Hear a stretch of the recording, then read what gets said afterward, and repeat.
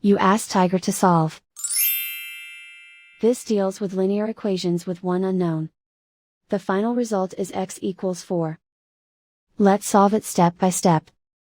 Simplify the expression. Break up the fraction. Find the greatest common factor of the numerator and denominator. Factor out and cancel the greatest common factor. Group all constants on the right side of the equation. Add 1 to both sides. Simplify the arithmetic.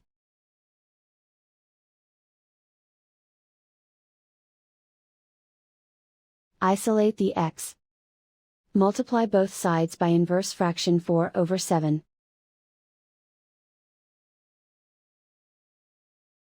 Group like terms. Multiply the coefficients.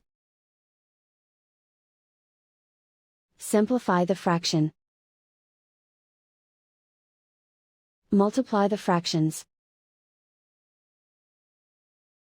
Simplify the arithmetic. And so the final result is x equals 4.